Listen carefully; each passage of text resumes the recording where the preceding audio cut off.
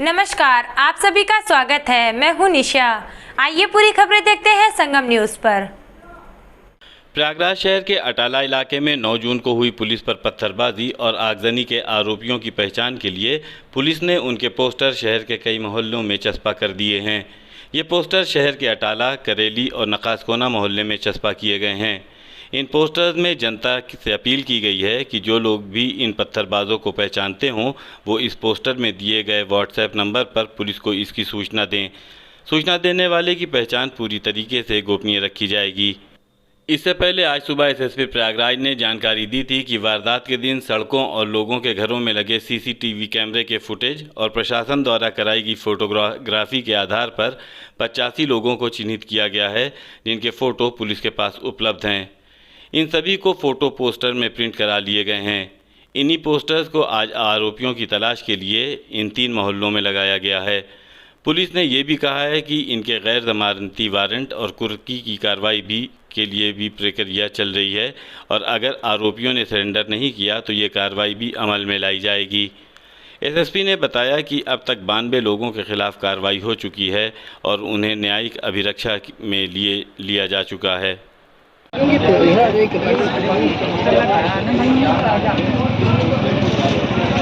भाई इधर आप ऐसा लगवाते रहिए। अरे थोड़ा सा पीछे आ जाइए।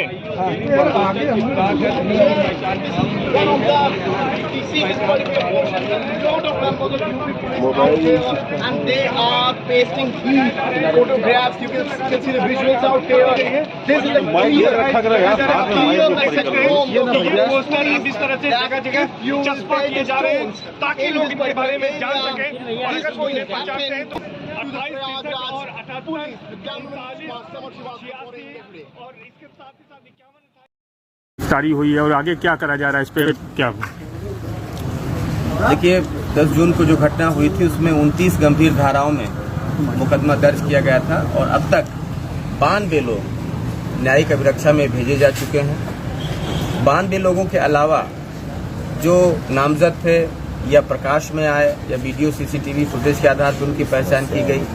इसकी संख्या करीब 40 है जिनके पीछे पुलिस लगी हुई है और फरार हैं, घरों को बंद करके भागे हुए हैं।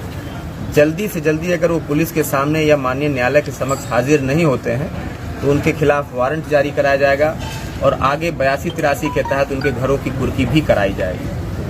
इसलिए उनसे अपील है कि वो या तो पुलिस के सामने हाजिर हो जाएं या न्यायालय के समक्ष, वरना पुलिस गिरफ्तार करके जेल भेजेगी और गिरफ्तारी न होने की दशा में आगे कुर्की की कार्यवाही भी अमल में लाई जाएंगी। इसके अलावा हमने पोस्टर तैयार करवाए हैं जिसमें ईंट पत्थर फेंकते हुए या आगजनी करते हुए दिखाई दे रहे हैं।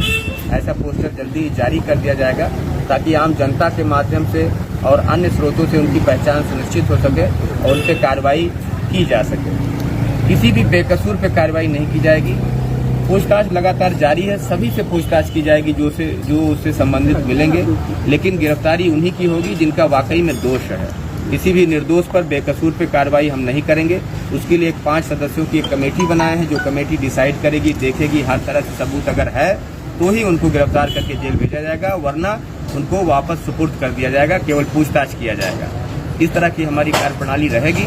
अभी हम अगले फ्राइडे के लिए भी तैयारी हमारी पुख्ता हो रही है। एरिया हम देख रहे हैं, डिप्लॉयमेंट कर रहे हैं। जितना पहले फोर्स लगा था उसका कम से कम 10 से 12 गुना फोर्स हमने लगाया हुआ है। जगह जगह फोर्स लगाया है। तमाम सूचनाएं जो मिल रही हैं, कुछ मदरसों में, कुछ मस्जिदों में, उनके भी इमाम से बात की जा रही है, मुतवल्ली से बात की जा रही है, मुदर्रिस से बात की जा रही है कि अपना देख लें कोई बाहरी तत्व आकर के उसमें ना रुके, नहीं तो रुकने वाले के खिलाफ मदरसे या मस्जिद वालों के खिलाफ भी हमको कार्रवाई करने पे मजबूर होना पड़ेगा। तो वो भी हम एक सैनिटाइजेशन ड्राइव चलाए हुए हैं, उनसे बातें हो रही हैं। धर्मगुरुओं से लगातार संवाद हो रहा है। कल भी उनको बुला करके 1-to-1 मीटिंग की गई। थानों पर पीस कमेटी की मीटिंग हुई ताकि लोग ये समझें कि ऐसा कुछ करने से कोई फायदा नहीं है, गिरफ्तारी होगी, जेल होगी। और आम जनमानस में उन्हीं का इमेज खराब हो रहा है कि जो चीज़ ज्ञापन के माध्यम से काम हो सकता था उसके लिए भीड़ जुटा करके और इस तरह का नौबत क्रिएट कर दिया कि आम आदमी को नुकसान हो रहा है। नाबालिग बच्चे उसमें फंस रहे हैं, परिवार परेशान हो रहे हैं। तो उन्हीं के कारनामे के कारण यह हुआ है। आम जनमानस इससे काफ़ी दुखी भी है, परेशान भी है, और ऐसे लोगों से, शरारती तत्वों से मैं ये कहता हूँ कि इस तरह की हरकतों से बाज आएं, दोबारा ऐसा रिपीट ना करें, अन्यथा और भी बड़ी कार्रवाई होगी और फिर खामियाजा उनको भुगतना पड़ेगा। फिलहाल जो भी अभी उन्होंने कारनामा किया है उसका उनको खामियाजा भुगतना पड़ेगा। जो सबूत के आधार पर कार्रवाइयाँ जारी रहेंगी और गिरफ्तारी अगर नहीं उनकी होती है, भागे रहते हैं, फरार रहते हैं, तो उनके घरों की कुर्की भी कर दी जाएगी। पोस्टर कितने लोगों का जारी किया है, कितने लोग आइडेंटिफाई हुए हैं सीसीटीवी और अभी तक करीब 40 से ऊपर लोग जो आइडेंटिफाई हुए हैं, जो ईंट पत्थर चलाते हुए नजर आ रहे हैं पूरी तरह से, उनके खिलाफ पक्का सबूत है। वो कोई उसे मुकर नहीं सकता, ना नुकुर नहीं कर सकता। ऐसे ही लोगों को पार्ट 1 के तहत अभी प्रयागराज के अटाला में जुमे की नमाज के बाद हुई हिंसा, आगजनी और पत्थरबाजी के खिलाफ अब हिंदू संगठन भी मुखर हो गए हैं। प्रयागराज में विश्व हिंदू परिषद और बजरंग दल के कार्यकर्ताओं ने आज जिलाधिकारी कार्यालय पर प्रदर्शन करते हुए उपद्रवियों के खिलाफ सख्त कार्रवाई की मांग करने वाला राष्ट्रपति को संबोधित ज्ञापन जिला प्रशासन को सौंपा है।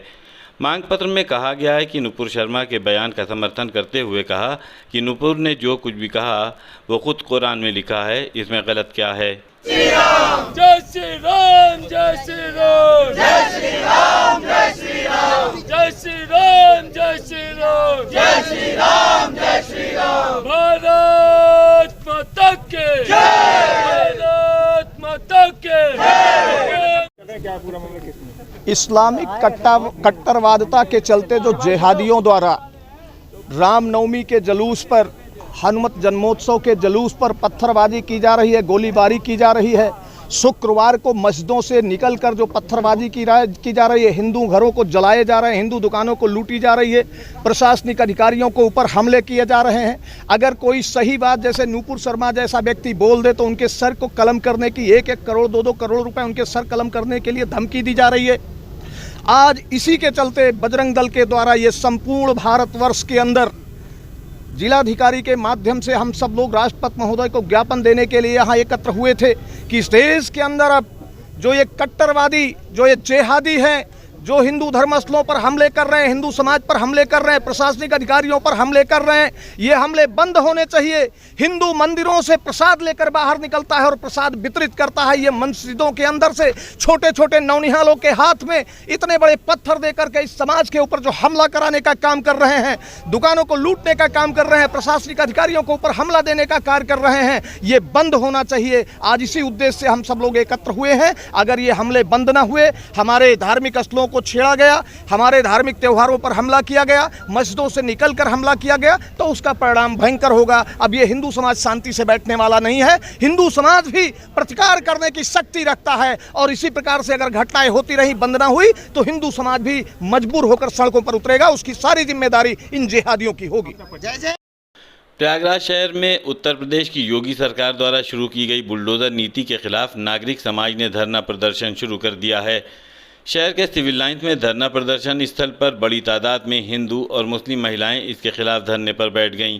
धरने पर बैठी महिलाओं की मांग है कि शहर के अटाला इलाके में हिंसा और आगजनी के आरोपियों पर संविधान और कानून को ताक पर रखकर जिस तरीके से बुलडोजर चलाया गया वो न्याय विरोधी है और इस नीति को जल्दी से जल्द बदला जाए। धरने पर बैठी महिलाओं ने अटाला वारदात मास्टरमाइंड जावेद पंप का मकान प्रशासन द्वारा अपने खर्च से बनाने की मांग भी की है।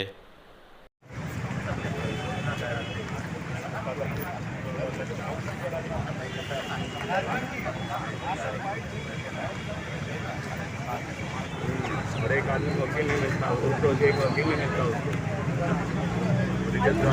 उसको जाना पड़ता है।